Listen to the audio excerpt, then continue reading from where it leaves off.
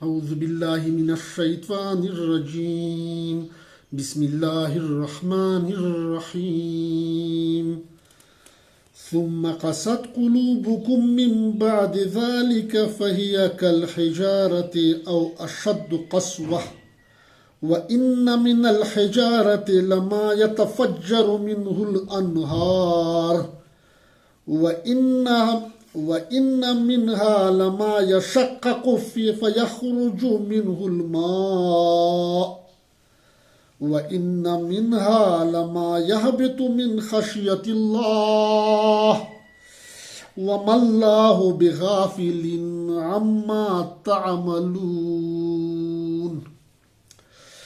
Dear viewers, السلام علیکم ورحمۃ اللہ وبرکاتہ.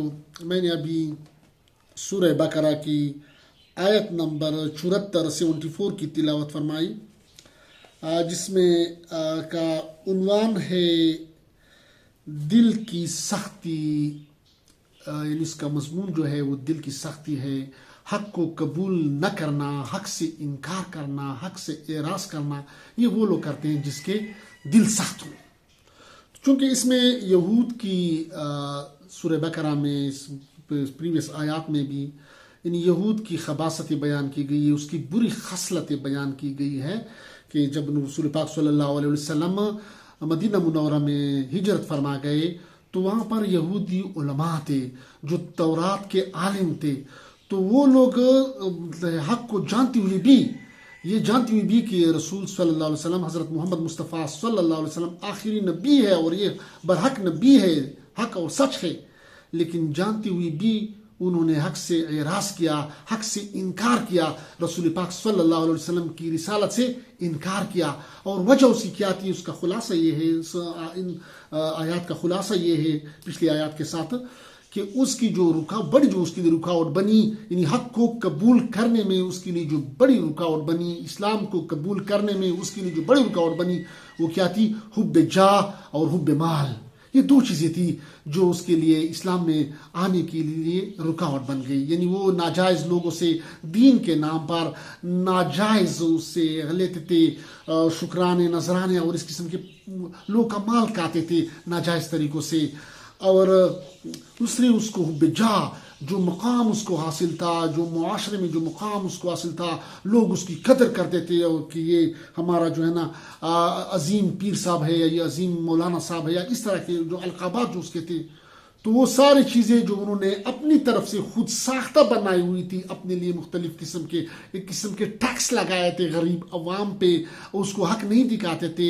بس یہ کہتے تھے کہ آپ ہماری انبیاء کرام علیہ السلام کی اولاد ہیں اور آپ ہماری بس خدمت کریں، آپ کو ہم آپ کا بیڑا پار کریں گے، ہم آپ کو جنت میں لے جائیں گے وغیرہ وغیرہ. اس طرح وہ کفریہ کلمات کہتے تھے. تو اب اگر وہ اسلام کو قبول کرتے تھے تو پھر ظاہری بات ہے وہ ان چیزوں سے اس کو دستبردار ہونا پڑتا تھا، ان سب چیزوں سے ان کو توبہ کرنا پڑتا تھا کہ ساری جو چیزیں ہیں جو ناحق مال ہم عوام کا کھاتے ہیں ان سب سے اس کو توبہ کرنا پڑتا تھا، جس کی وجہ سے جس کے لیے پھر وہ تیار نہ ہوئے. اور انہوں نے باوجود یہ کہ حق نبی کو جانتے تھے کیونکہ تورات میں اس کی واضح نشانیاں بتائی گئی تھی، رسول پاک صلی اللہ علیہ وسلم کی صورت کی بھی اور سیرت کی بھی، لیکن اس کے باوجود بھی وہ انکار کر گئے، حق نبی سے انکار کر گئے، اس پہ ایمان نہیں لائے. تو یہاں پر اللہ پاک فرما رہے ہیں ثم قست قلوبکم، جس کا ترجمہ ہے ثم پھر قست قلوبکم، تمہارے دل سخت ہو گئے، من بعد ذالک، اس سب کے بعد. یعنی مطلب جتنی بھی پچھلی آیتوں میں جو انعامات اللہ پاک نے اس پہ کیے تھے بنی اسرائیل پہ، وہ ساروں کا حوالہ دیا کہ فرعون سے آپ کو نجات دی، اس طرح بڑے بڑے جو ہے نا آپ کو جو ہے نا من و سلوا کی نعمتوں سے نوازا تھا آپ کے آباء و اجداد کو. یہ سب کے باوجود اور ساتھ ساتھ نبی پاک صلی اللہ علیہ وسلم کی مختلف جو ہے نا وہاں پر قرآنی آیات جو ہے نا لوگوں کو پہنچی سنی، اور اس طرح نبی پاک صلی اللہ علیہ وسلم کے معجزات، اس سب کو دیکھنے کے باوجود بھی بچائیے تو یہ تھا کہ آپ لوگ ایمان قبول کرتے، آپ کے دل نرم ہو جاتے، لیکن اس کے باوجود آپ کے دل مزید سخت ہو گئے. من بعد ذالک فہی کالحجارہ، سو وہ ہو گئے کالحجارہ، جیسے پتھر، یعنی پتھر کی طرح سخت ہو گیا آپ کے دل. او اشد قسوہ، یا ان سے بھی سخت، یعنی آپ کے دل پتھر سے بھی سخت ہو گئے. وہ تفسیر بتا رہا ہے کیوں سخت ہو گئے پتھر سے. وَإِنَّ مِنَ الْحِجَارَةِ، کیونکہ پتھروں میں بھی تو ایسے بھی ہوتے ہیں لما یتفجر منہ الانہار، جن سے جاری ہوتے ہیں نہریں، یعنی جن سے پانی نکلتا ہے، چشمے نکلتے ہیں، یعنی ایسی چٹانیں ہوتی ہیں جس سے چشمے نکلتے ہیں، نہریں نکلتی ہیں. وَإِنَّ مِنْهَا لَمَا يَشَقَّقُ فَيَخْرُجُ مِنْهُ الْمَاءُ، اور ان میں سے ایسے بھی ہیں جو پٹ جاتے ہیں اور نکلتا ہے ان سے پانی، یعنی بعض پتھر ایسے ہوتے ہیں جو پٹ جاتے ہیں اور اس سے تھوڑا بہت پانی نکلتا ہے. وَإِنَّ مِنْهَا، اور ان میں ایسے بھی ہیں، یعنی ایسے پتھر بھی ہیں، لَمَا يَهْبِطُ مِنْ خَشْيَةِ اللَّهِ، جو گر پڑتے ہیں، لڑک جاتے ہیں اللہ کے خوف سے، اللہ کے ڈر سے لڑک جاتے ہیں، گر پڑتے ہیں. وَمَا اللَّهُ بِغَافِلٍ، اور اللہ بے خبر نہیں، عَمَّا تَعْمَلُونَ، جو کچھ تم کرتے ہو، یعنی تمہارے اعمال سے اللہ بے خبر نہیں ہے. تو یہاں پر اس کی تفسیر کی طرف آتے ہیں. یہاں پر دل کا حوالہ اس وجہ سے دیا ہے کہ دل جو ہے نا وہ انسانی جسم کا کیا ہے، بادشاہ ہے، مدبر ہے، پلانر ہے، پلاننگ کرتا ہے. دل جو ہے نا فیصلہ کرتا ہے، پھر دل جو فیصلہ ڈیسائیڈ کرتا ہے پھر اس کے مطابق انسانی اعضاء پھر وہ پرفارم کرتے ہیں. یعنی ذہن استعمال کرتا ہے، ذہن سے مطلب وہ میموری کی طرح، ہارڈ ڈسک کے، کمپیوٹر کے میموری ہارڈ ڈسک کی طرح وہ پھر جو ہے نا اس پہ سوچتا ہے یا اس پہ جو ہے جو الگوریتم چلاتا ہے. اس طرح وہ ذہن پھر وہ مشورہ دیتا ہے، ایک قسم کی وزیر کی طرح وہ مشورہ دیتا ہے دل کو، اور اس طرح پھر جو فیصلہ کیا جاتا ہے پھر باقی اعضاء، ہاتھ پاؤں وغیرہ اس کی طرف پھر چل پڑتے ہیں، وہ کام پھر کرتے ہیں. تو یہاں پر وہ دل چونکہ بادشاہ ہے، حدیث شریف کا مفہوم بھی اسی طرح ہے نا، ٹو دا نیرسٹ میننگ رسول پاک صلی اللہ علیہ وسلم نے فرمایا کہ خبردار تمہارے جسم کے اندر ایک گوشت کا ایک لوتڑا ہے، اگر وہ ٹھیک ہے تو سارا بدن ٹھیک رہتا ہے، خبردار وہ دل ہے، وہ دل ہے، وہ دل ہے. تو یہاں پر وہ چونکہ آرڈر وہاں سے دل سے مطلب ہے شروع ہوتے ہیں، وہاں سے انیشیٹ ہوتے ہیں، وہاں سے وہ آرڈر ایشو ہوتے ہیں، یعنی اس کا ہیڈ کوارٹر ہے، پورے جسم کا ہیڈ کوارٹر ہے. تو یہاں پر اس کو کہا جا رہا ہے کہ آپ کے دل پتھر ہو گئے، دل سخت ہو گئے، اور وہ بھی پتھروں سے بھی سخت ہو گئے. کیونکہ انسان کو اعلیٰ پاک نے جتنی مخلوقات پیدا کیے ہیں یہاں پر، تو ان میں جو ہے نا اشرف المخلوقات انسان ہے، کیونکہ اس کے پاس عقل بھی ہے اور شعور بھی ہے، دونوں عطا کیے اعلیٰ پاک نے. اس کے بعد جو دوسری مخلوقات کیا ہے، حیوانات ہیں، اس کو پاس عقل نہیں ہے لیکن شعور ہے، گائے، بینس وغیرہ یہ چیزیں اپنے شعور اتنا ہے کہ اپنی وہ کھانے کی جگہ وہ کیا کرتے ہیں، وہ پہچانتے ہیں، اپنے گھر کا دروازہ پہچانتے ہیں اس کو جب آپ پالتو بناتے ہیں. تو حیوانات کے بعد پھر چرند پرند یہ چیزیں، اور اس کے بعد پھر کیا نباتات، پودے میں بھی تھوڑا بہت شعور ہوتا ہے، یعنی وہ جس طرف وہ سورج کی روشنی ہوتی ہے اس کی طرف وہ پھر کیا ٹرن کرتے ہیں، یا اسی کی طرف وہ نشونما کرتے ہیں. جو فلاورز ہوتے ہیں، سورج مکھی کا پھول ہوتا ہے، جس طرف وہ سورج ہوتا ہے تو اس کی طرف وہ اپنا جو ہے نا پھول کی کا منہ اسی طرف وہ کیا کہتے ہیں روٹیٹ کرتا ہے، گھماتا ہے. تو یہ ظاہر کرتا ہے کہ ہمیں بھی پودوں میں بھی تھوڑی بہت کیا ہوتی ہے، وہ شعور ہوتی ہے، وہ زندگی کے جو ہے نا آثار وغیرہ ہوتے ہیں. اس نباتات کے بعد جمادات ہیں. اب جمادات میں بھی تھوڑا بہت شعور ہوتا ہے، اگرچہ وہ اتنا زیادہ نہیں ہوتا جو ہمیں انسانوں میں نظر آتا ہے یا حیوان میں نظر آتا ہے یا پودوں میں نظر آتا ہے، لیکن اس میں بھی تھوڑا بہت ہوتا ہے، وہ شعور ہوتا ہے. تو یہاں پر اس یہودیوں کو یا وہ لوگ جو اللہ کے دین کے دشمن ہیں، آج کے دور میں جو اللہ کے دین کے دشمن ہیں، ان لوگوں کو مخاطب کر رہا ہے. اللہ پاک فرما رہے ہیں کہ آپ کا دل تو پتھروں سے بھی سخت ہوا، یعنی پتھروں میں بھی تھوڑا بہت شعور ہوتا ہے. یعنی اس کی جو ہے نا وہ ایکسٹریم لفظ استعمال کیا گیا کہ بہت، یعنی پودوں تو حیوانات تو چھوڑو، نباتات تو درکنار، ایون جو جمادات ہیں اس سے بھی آپ لوگ گئے گزرے ہیں، یعنی اس سے بھی آپ لوگ بدتر ہیں، یعنی وہ جمادات سے بھی آپ لوگ بدتر ہیں. کیونکہ جمادات میں جو تھوڑا بہت شعور ہوتا ہے وہ بھی اس میں کچھ نہ کچھ وہ اثر قبول کر لیتے ہیں. جس کی مثال دے رہے ہیں کہ پتھر بھی، یعنی بعض پتھر یہ ہوتے ہیں کہ اس سے چٹانیں ہوتی ہیں جس سے وہ دریا نکلتے ہیں، نہریں نکلتی ہیں، اس سے پانی نکلتا ہے. بعض پتھر اس طرح ہوتے ہیں کہ وہ پٹ جاتے ہیں اور اس سے تھوڑا بہت پانی نکلتا ہے. اور بعض ایسے ہوتے ہیں جو اللہ کے خوف سے لڑک جاتے ہیں، گر پڑتے ہیں، اللہ کے خوف سے لڑک جاتے ہیں، گر جاتے ہیں، اللہ کے من خشیت اللہ کے خوف سے. تو آپ لوگوں میں تو جو ہے نا وہ اتنے قرآن کے واضح احکام کو دیکھنے کے باوجود بھی آپ ٹس سے مس نہیں ہوتے. تو آپ لوگ مطلب پتھروں سے بھی زیادہ، وہ جمادات سے بھی زیادہ بے شعور اور لاشعور لوگ ہو، اور وہ کیا ہو، گئے گزرے ہو. نمبر 283 سورہ بقرہ کی 283 نمبر آیت میں بھی دل کا ذکر ہوا ہے کہ یہاں پر مطلب ہے کہ دل جو ہے نا، ہارٹ جو ہے نا وہ کیا کنٹرولر ہے، جسم کے اعضاء کو کنٹرول کرنے والا ہے. تو یہ آیت نمبر 283 میں اللہ پاک فرما رہا ہے سورہ بقرہ میں لا تکتموا الشہادہ ومن یکتمھا فإنہ آثم قلبہ، یعنی مفہوم اس کا یہ کہ گواہی کو مت چھپاؤ، اور بے شک جو بھی گواہی کو چھپائے گا، جو شخص بھی حق کو چھپائے گا اس کو حق معلوم ہے اور حق کو ظاہر نہیں کرتا، حق کو نہیں چھپاتا، حق بات اس کو معلوم ہے اور حق بات نہیں کہتا، تو وہ لوگ کیا آئیں گے؟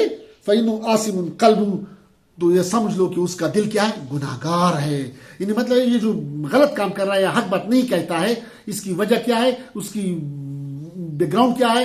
اس کی وہ انٹرنل، اس کا جو دل ہے، جو فیصلہ کرنے والا جو ہے کنٹرولر ہے، اس کا دل وہ خراب ہے، اس کا دل گناہ گار ہے. جب دل گناہ گار ہے تو ظاہری بات ہے زبان دل کے تابع ہے، زبان پہ پھر حق نہیں بات ہے، وہ ہر بات کہتا ہے، ہر کفر و شرک کی بات کہتا ہے، لیکن توحید کی بات وہ زبان پہ جاری نہیں کرتا.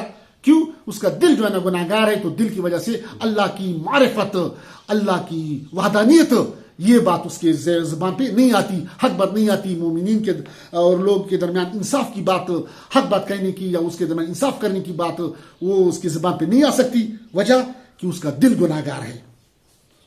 اسی طرح آیت نمبر 14 سورۃ الحجرات پارہ 26،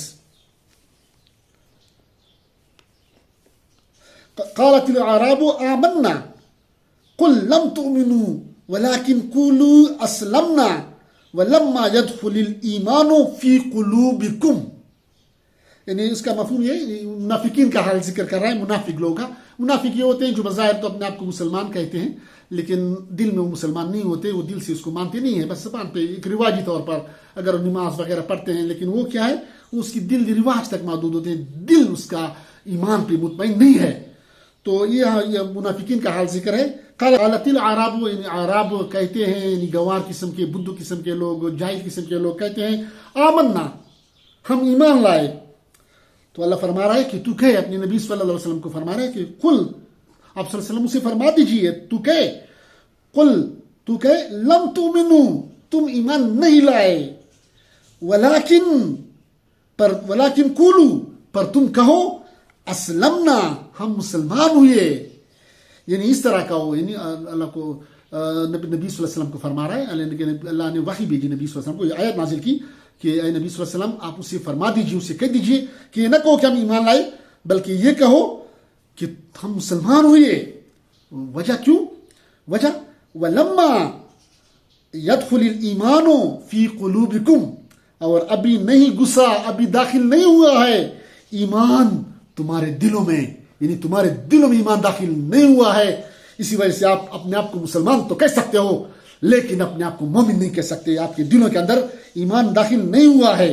تو یہاں پر بھی مطلب وہ دل کی ذکر ہوگی کہ یہاں پر دل جو ہے نا، جب دل میں جو ہے نا ایمان داخل ہوتا ہے تب اس کے اعضاء میں جو ہے نا آپ کو اس کے ایمان کے اثرات نظر آئیں گے. پھر اس کے نظریں جو ہے نا وہ جو ہے نا وہ غلط کی طرف، نامحرم کی طرف نہیں دے سکتی، اس کی زبان جو ہے نا غلط بات نہیں کہہ سکتی، غلط کسی کو نقصان نہیں پہنچا سکتی، اس کے ہاتھ کی چوری ڈکیتی کسی کو نقصان، کسی کی عزت کو نقصان نہیں پہنچا سکتے، کسی کو جو ہے نا ناجائز قتل نہ حق نہیں کر سکتے اگر اس کے دل میں ایمان ہو.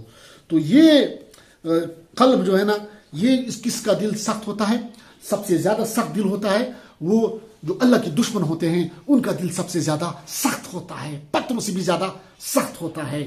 اور اس کی مثال ابھی ہم زندہ دیکھ رہے ہیں. آج کل جو واقعہ ہو رہا ہے، فلسطین پہ جو ظلم ہو رہا ہے، غزہ پہ جو ظلم ہو رہا ہے، آپ دیکھ رہے ہیں جو ویڈیوز میڈیا پہ نشر ہو رہی ہے کہ جو ہے نا اتنے معصوم بچوں پہ جو ہے نا بمباری ہوتی ہے اور اس کے جو ہے نا اعضاء کے ٹکڑے ہوا میں بلند ہوتے ہیں.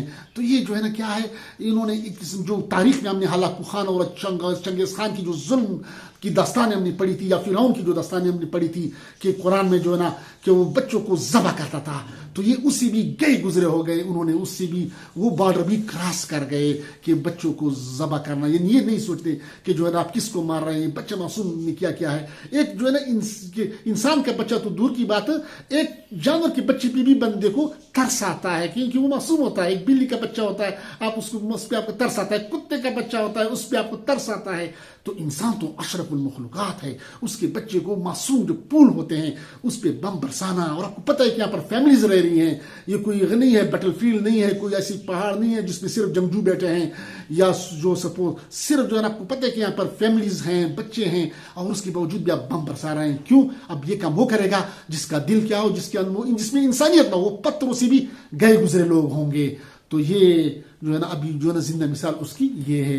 اب دل اللہ ظالموں کو اپنے عذاب میں گرفتار کریں. اللہ اس کو جس طرح فرعون کو اللہ پاک نے غرق کیا تھا، اللہ ان کو بھی اس طرح غرق کر دے اور اللہ پاک مظلوم مسلمانوں کی حفاظت فرمائیں. اسی طرح قسوت قلب، جو قلب سخت ہوتا ہے، اس کے بارے میں وہ کون سی چیزیں ہیں جو دل کو سخت کرتی ہے.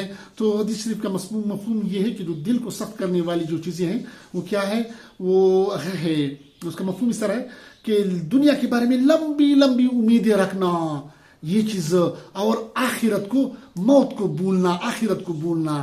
یعنی آخرت کو جب آپ بھولنا جائیں گے تو پھر یہ چیزیں پھر آپ کو دل کو سخت کر جائیں گی. اس طرح لمبی لمبی دنیا کے بارے میں لمبی لمبی پلاننگ کرنا کہ یہ کروں گا، یہ پلازا بناؤں گا، یہ بناؤں گا 50 سال کے بعد، اتنا یہ بلڈنگ بناؤں گا، فلاں بلڈنگ، فلاں فلاں فلاں. یعنی دنیا کی ساری سوچ اگر میں اور آپ کا دنیا کے بارے میں ہو، دنیا کمانا اور آخرت کے بارے میں آپ کا سوچ نہ ہو تو پھر کیا ہوتا ہے، اسے دل سخت ہوتا ہے. اور قرآن میں بھی سورہ بقرہ میں جو ذکر ابھی ہم نے کیا، اس میں بھی جو ذکر کیا ہے، حب جاہ، حب مال، یہ دو جو چیزیں ہیں یہ دل کو سخت کر جاتی ہے.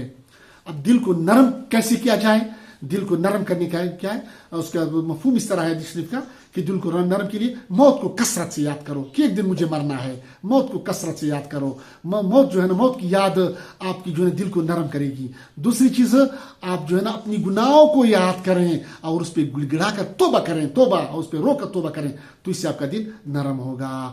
ابھی اگر ہم دیکھیں معاشرے میں، اس میں بھی بہت بظاہر تو مطلب ہمارے اپنے معاشرے میں یہ کیا ہے، لوگ اپنے آپ کو مسلمان کہتے ہیں لیکن پھر بھی اس کے دل سخت ہیں. یعنی دل سخت کس طرح ہے کہ جو ہے نا وہ اس کو تو نظر آتے ہیں، اپنے بچوں کو نظر آتے ہیں، اپنے بچوں کی مستقبل تو کی فکر تو وہ کرتے ہیں، اس کی کامیابی کے لیے تو وہ سوچتے ہیں، اس کے لیے تو وہ کوششیں کرتے ہیں، لیکن دوسروں کے، اس کے ساتھ پڑوسیوں کے، ہمسایوں کے، گاؤں والے، دیہات والے، بستی والے علاقے کے لوگوں کے لیے، اس کے بچوں کے لیے وہ اپنے ساتھ کوئی پلان نہیں رکھتے کہ ان کے لیے بھی کوئی اس کی کے لیے تربیت کے لیے کوئی اسکول قائم کیا جائے، کوئی مدرسہ قائم کیا جائے، اس کو سپانسر کیا جائے، کوئی یتیم ہے اس کو سپانسر کیا جائے.